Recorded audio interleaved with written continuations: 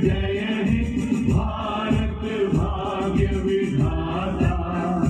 पंजाब सिंध गुजरात मराठा द्राविड़ उत्कल गंगा, विंध्य हिमाचल यमुना गंगा उच्छल जलधि तरंगा। तव शुभ नामे जागे, तव शुभ आशीष मांगे, गाहे तव जय गाथा। जन गण मंगल दायक जय हे भारत भाग्य विधाता। जय हे जय हे जय हे जय जय जय जय हे।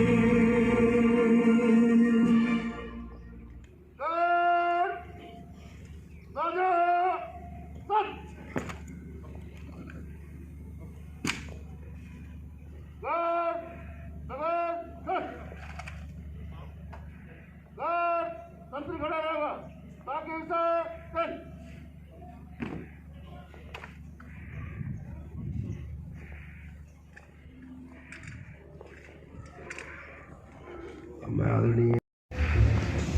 सबसे पहले सभी लोग भारतीय गणतंत्र का संकल्प मेरे साथ पढ़ेंगे। हम भारत के लोग भारत को एक संपूर्ण प्रभुत्व संपन्न लोकतंत्रात्मक गणराज्य बनाने के लिए तथा उनके समस्त नागरिकों को सामाजिक, आर्थिक और राजनीतिक न्याय, विचार, अभिव्यक्ति, विश्वास, धर्म और उपासना की स्वतंत्रता, प्रतिष्ठा और अवसर की समता प्राप्त करने के लिए तथा उन सब में व्यक्ति की गरिमा और राष्ट्र की एकता और अखंडता सुनिश्चित करने वाली बंधुता बढ़ाने के लिए दृढ़ संकल्प होकर अपनी इस संविधान सभा में एतद द्वारा इस संविधान को अंगीकृत, अधिनियमित और आत्मअर्पित करते हैं। जय हिंद। सबसे पहले आज के दिन की गणतंत्र दिवस की पूरे नोएडा अथॉरिटी के परिवार को हार्दिक शुभकामनाएं, बहुत बहुत बधाई। आज का दिन निश्चय ही हमें फिर से याद दिलाता है कैसे हमारे देश ने आज से कई साल पहले आज़ादी हासिल की, अपने गणतंत्र की रचना की, अपने संविधान की रचना की और कैसे इस बड़े देश में जहाँ विभिन्न राज्य, विभिन्न लोग जो अलग अलग परिवेश के हैं, अलग अलग भाषा, अलग अलग क्षेत्र में रहते हैं, कैसे संविधान के माध्यम से एक सूत्र में पिरोया गया। पिछले 70-72 सालों की जो यात्रा है वो निश्चय ही सभी लोगों के लिए बहुत उत्साह भरी भी रही है, बहुत चुनौतियों से परिपूर्ण रही है। और जो आज पिछला वर्ष अगर हम देखें उस परिप्रेक्ष्य में हम सभी लोग मानते हैं कि निश्चय ही भारत ने जैसे कोविड काल की चुनौती से हम सभी लोगों ने, देश ने मिलके इस चुनौती का सामना किया है और कई विकसित देशों से बेहतर सामना किया है। तो निश्चय ही हमारा गणतंत्र कितना मैच्योर हो गया है, हम लोग मिलके कैसे इस गणतंत्र को आगे बढ़ा रहे हैं। अपनी रेजिलियंस निश्चय ही हमने पूरे विश्व के सामने दिखाई है और मुझे पूरी उम्मीद है कि हम सभी लोग मिलके, सभी भारतवासी मिलके, ये साल पहले से कहीं बरस से अब कोविड वैक्सीन भी आ गई है, तो निश्चय ही ये साल पिछले साल के मुकाबले उत्साहवर्धक और थोड़ा पॉजिटिव डायरेक्शन में पूरे देश को, पूरे प्रदेश को ले जाएगा। साथ ही जब भी कोई नई चुनौती आती है, नए अवसर खुलते हैं, कैसे नए रास्ते खोले जा सकते हैं, बहुत सारी नई सीख पिछला वर्ष दे गया। हम लोगों ने 15 अगस्त पे भी इसकी चर्चा की कि पूरी कार्यप्रणाली देश में निश्चय ही एक जब चुनौती आई तो कुछ बेहतर चीज़ें हम सभी लोगों ने सीखी। सबसे पहले हम सब लोगों ने सीखा कि कैसे मिलके लड़ा जा सकता है, चाहे हम अपनी नोएडा अथॉरिटी का उदाहरण लें या देश के विभिन्न हिस्सों में जो लोगों में एकता का भाव, एक दूसरे के लिए समर्पण का भाव देखने को मिला। तो बहुत सारी सीख हम लोगों ने ली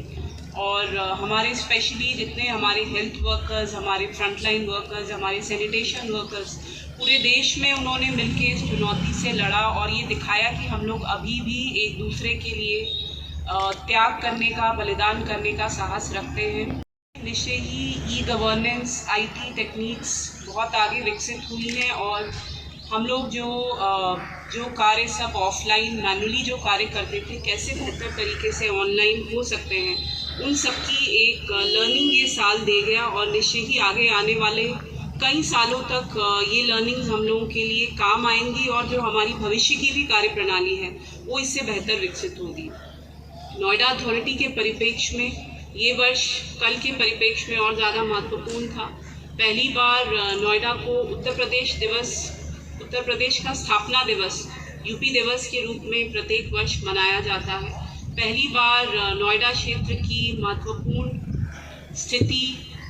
NCR की भौगोलिक स्थिति के परिप्रेक्ष्य में नोएडा की जो स्थिति है उसका आकलन करते हुए पहली बार उत्तर प्रदेश दिवस का आयोजन माननीय मुख्यमंत्री जी के निर्देशन में नोएडा में किया गया और इसमें बाकी अथॉरिटीज़ के साथ सबसे महत्वपूर्ण रोल नोएडा अथॉरिटी का रहा, जिसने बढ़ चढ़ के पूरी टीम ने एक टीम भावना से काम किया और बहुत ही अच्छे तरीके से यूपी स्थापना दिवस का जो सेलिब्रेशन नोएडा में किया गया वो पूरे प्रदेश के लिए एक बहुत बड़ा स्टैंडर्ड सेट करता है कि कैसे भविष्य के आयोजन न केवल नोएडा में अपितु लखनऊ में भी होंगे।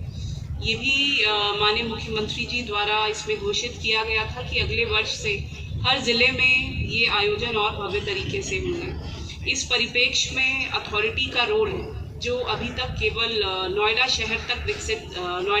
तक सीमित था, निश्चय ही अगर ये हर साल ऐसे ही आयोजन यहाँ पे होंगे तो निश्चय ही जो इस शहर की, इस अथॉरिटी की जो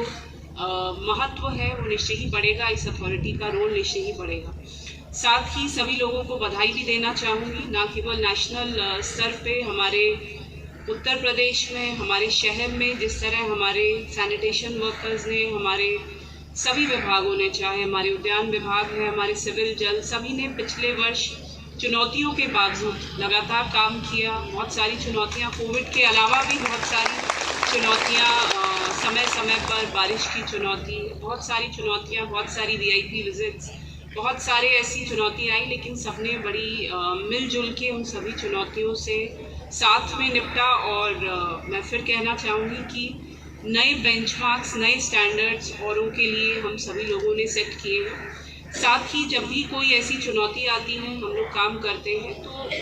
लोगों की हमारे प्रति अपेक्षाएं भी हर बार बढ़ती हैं। तो एक कार्य किया जाता है और अच्छे से किया जाता है तो शहर के लोगों की हमारे प्रति, प्रदेश के लोगों की, प्रदेश की सरकार की, अथॉरिटी के प्रति जो अपेक्षाएं हैं वो भी निरंतर बढ़ती जा रही हैं। ट्रांसपेरेंसी और जितनी भी IT टेक्नोलॉजीज़ हम लोग अडॉप्ट कर रहे हैं उससे भी निश्चय ही हमारी जहाँ कार्यप्रणाली में सुधार हो रहा है, वहीं जो आम जनता है, आम पब्लिक है, आम लोग हैं जो रोज़ाना अथॉरिटी के विभिन्न कार्यों का हिस्सा बनते हैं या अथॉरिटी की विभिन्न सेवाओं का लाभ लेते हैं, उनकी अपेक्षाएं भी नोएडा अथॉरिटी के प्रति निरंतर बढ़ती जा रही हैं। तो हम सभी लोगों को मिलके हमेशा की तरह ये संकल्प लेना होगा कि कैसे उन सेवाओं को बेहतर तरीके से लोगों तक पहुंचाए। सबसे बड़ी जो अधिकारी है, जो उनका स्वभाव, जो उनका बर्ताव, जो पब्लिक डीलिंग हम लोग आम लोगों के साथ करेंगे, वही एक वर्ड है जो पूरे शहर में, पूरे प्रदेश में जाता है। तो निश्चय ही अपेक्षाएं लोगों की बढ़ी हैं और हम लोगों को अपनी कार्यप्रणाली यद्यपि बहुत सुधारी भी गई है, यद्यपि हम लोगों ने अपने आप को बदलते परिवेश में बहुत बेहतर किया है, बहुत अडॉप्ट किया है, लेकिन अभी भी हम लोग और बेहतर कर सकते हैं ताकि जो सेवाएं हम लोग लोगों तक पहुंचाते आ रहे हैं वो और बेहतर तरीके से पहुंचे। साथ ही पिछले साल भी ये मैंने इसी मंच से बोला था, हम लोगों की चुनौतियां और भी बढ़ती जा रही हैं क्योंकि नोएडा स्पेशली नोएडा प्राधिकरण का जो परिवेश, जो मुकाम या जो रोल पहले था वो निश्चय ही आने वाले समय में बहुत परिवर्तित हो गया है। पहले यहाँ ये authority basically land development authority ज़्यादा थी। आज का जो रोल है वो म्यूनसिपल फंक्शंस का ज़्यादा है, चाहे वो जल है, चाहे सीवरेज है, चाहे उद्यान के कार्य हैं, चाहे सैनिटेशन के कार्य हैं। तो आगे आने वाले समय में इन सेवाओं को और बेहतर करना भी एक चुनौती होगी। दूसरा, कैसे उन सेवाओं को बेहतरी के लिए कैसे यहाँ के राजस्व में और वृद्धि की जाए, कैसे नए सोर्सेज और जनरेट किए जाएं, ये सबसे बड़ी चुनौती रहेगी। आत्मनिर्भर भारत, कोविड के परिप्रेक्ष्य में आत्मनिर्भर भारत, आत्मनिर्भर उत्तर प्रदेश का आह्वान माननीय प्रधानमंत्री जी, माननीय मुख्यमंत्री जी द्वारा किया गया है। और उसी परिप्रेक्ष्य में हम लोग लगातार ये भी देख रहे हैं कि बहुत सारे उद्योग, बहुत सारे इन्वेस्टर्स यहाँ पे अभी भी अपनी नई इस्टेब्लिशमेंट लगाना चाहते हैं। नए लैंड की भी निरंतर मांग बढ़ रही है। तो लैंड बैंक अपना कैसे बढ़ाया जाए और कैसे अपने एरिया को एक्सपैंड किया जा सकता है। जो एरिया बचा हुआ है उसको हम लोग कैसे अपने दोबारा उसको नोटिफाई करा के, या उसको जो नोटिफाइड लैंड है उसको कैसे और अपनी सीमाएं परिवर्तित कर सकते हैं, या जो नोटिफाइड लैंड है उसको हम अभी तक ले नहीं पाए। तो इन सभी चुनौतियों से हम लोगों को निश्चय ही मिलके आगे बढ़ना होगा, क्योंकि नोएडा अथॉरिटी का मूल स्वरूप एक अथॉरिटी और कैसे यहाँ पे उद्योगों को विकसित किया जाए वो था। तो उस रोल को भी और बढ़ाना होगा, साथ ही नए राजस्व के मैकेनिज्म हम लोग को जनरेट करने होंगे। और सबसे बड़ी चुनौती म्यूनसिपल सर्विसेज, क्योंकि अथॉरिटी से कॉरपोरेशन में ट्रांजिशन का जो एक फेज़ है वो इस वक्त है। और अथॉरिटी ने हमेशा नोएडा ने हमेशा एक अथॉरिटी की तरह कार्य किया है, लेकिन अब जो रोल है वो अधिकतर म्यूनसिपल सेवाओं का है। तो उसमें हमारा जो फील्ड स्टाफ है, स्पेशली हमारे जो सैनिटेशन वर्कर्स हैं, हमारे जल के वर्कर्स हैं, हमारे उद्यान के वर्कर्स हैं, उनका सभी का बहुत महत्वपूर्ण रोल है। और म्यूनसिपल कॉरपोरेशन रोल में हमेशा लोगों की अपेक्षाएं ज़्यादा रहती हैं। तो निश्चय ही हमारे सभी अधिकारियों को भी इस पे थोड़ा और ध्यान देना पड़ेगा, ताकि इस चुनौती से, इस बदलते हुए रोल से भी हम लोग बेहतर मिलके आगे बढ़ पाएँ। नोएडा ने जब भी हम लोगों के सामने एक चुनौती आई है, जब भी एक कोई VIP विजिट आया है, चाहे कोविड की चुनौती आई है, जब हम सभी लोगों ने अपनी डिपार्टमेंट्स की लिमिट्स को भुला के एक साथ टीम के रूप में काम किया है, चाहे हमारा पिछले वर्ष का स्वच्छ सर्वेक्षण रहा, चाहे इस साल जो स्वच्छ सर्वेक्षण चल रहा है, चाहे UP दिवस रहा, चाहे पिछले VIP विजिट्स रहे, बहुत सारे ऐसे मौके आए। लेकिन जब हम डिपार्टमेंट्स की रेखाएं भूल के एक टीम के रूप में एक साथ खड़े हैं, तो इस टीम का कोई भी मुकाबला नहीं रहा, ना केवल इस क्षेत्र में बल्कि पूरे प्रदेश में ऐसी टीम नहीं रही। लेकिन इस टीम भावना को, इस इंटर डिपार्टमेंटल कोऑर्डिनेशन को निश्चय ही हमें और बढ़ाने की ज़रूरत है, ताकि हमारी जो नोएडा अथॉरिटी है वो अभी शहर में कार्य कर रही है, लेकिन जो उसकी ब्रांडिंग है वो केवल इस शहर तक सीमित ना रहे, वो पूरे प्रदेश में, पूरे देश में उसका नाम हो कि देखिए जो कार्य यहाँ होता है वो कहीं और नहीं होता। हमारा सबका ध्येय, हम सबका मोटिव फिर से आज इस उपलक्ष्य में, इस परिप्रेक्ष्य में यही होना चाहिए कि अपने शहर को कैसे और शहरों से बेहतर बनाना है। इसी भावना को आगे बढ़ाने के लिए हम सब लोगों ने मिलकर कल एक नोएडा का थीम सॉन्ग, एक नोएडा एंथम भी लॉन्च कराया है। तो ये सब छोटे छोटे प्रयास हैं, लेकिन मूल धारणा, मूल आउटकम यही रहना चाहिए कि as a authority, as a team हम इसको कैसे बेहतर विकसित करें, कैसे उत्तर प्रदेश का एक ऐसा स्टैंडर्ड सेटअप करें जो बाकी सभी प्रदेशों के लिए, बाकी सभी अथॉरिटीज़ के लिए एक बेंचमार्क हो, वो जो सभी फॉलो कर पाए। पुनः आज के उपलक्ष्य में सभी लोगों को, सभी के परिवारों को हार्दिक शुभकामनाएं, बहुत बहुत बधाई। धन्यवाद। बहुत बहुत धन्यवाद मैम।